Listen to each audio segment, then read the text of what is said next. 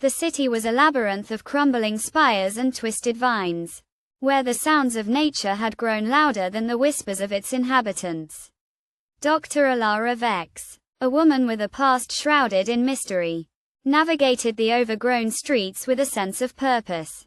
Her footsteps echoed through the deserted alleys as she made her way to the old hospital, a place that had become her sanctuary. It was there that she overheard a conversation that would change the course of her life forever. Two hooded figures stood in the shadows, their voices hushed but urgent. "The prophecy is clear," one of them said. "The child of the seventh moon will bring about the downfall of our city." Elara's ears perked up. Her curiosity piqued. She had always been drawn to the unknown, and this conversation seemed to be shrouded in an air of mystery. The figures spoke of an ancient text, one that foretold the coming of a great calamity.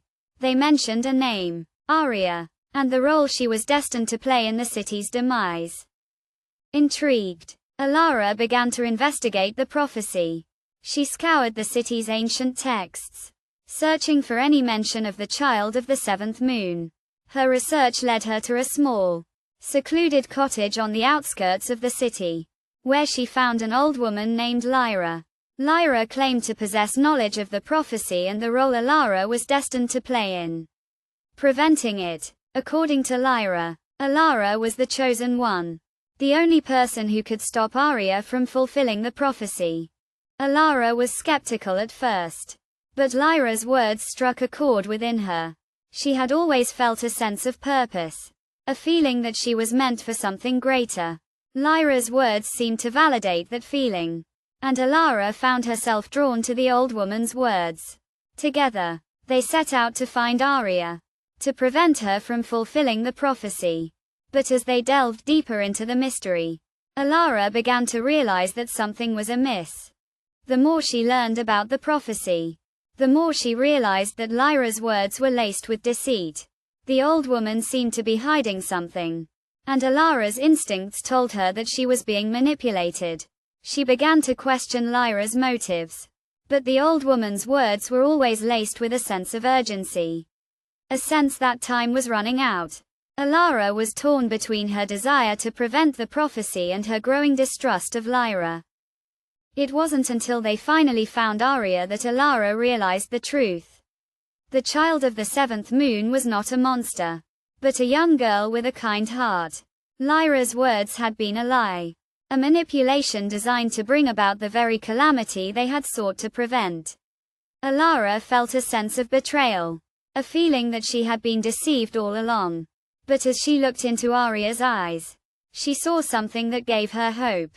The city was crumbling, the vines and creepers wrapping themselves around the spires like skeletal fingers.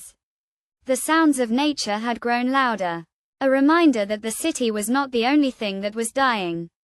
Elara realized that the prophecy had been fulfilled, not by Aria, but by her own actions. She had been so focused on preventing the calamity that she had brought it about herself. As the city burned around her, Elara felt a sense of loss. Everything she had known was gone, consumed by the very flames she had sought to prevent. But as she looked at Aria, she saw a glimmer of hope. The child of the seventh moon was not a monster, but a symbol of a new beginning. Elara realized that she had been given a second chance, a chance to start anew. Together, they walked out of the city, into a future that was uncertain but full of possibility. The city was gone, consumed by the flames of its own destruction. But Elara knew that she had been given a gift, a chance to start anew. She had been deceived, but she had also been given a second chance. As they walked into the unknown, Elara felt a sense of purpose, a feeling that she was meant for something greater. The city may have been lost, but she had found something far more valuable, a new beginning.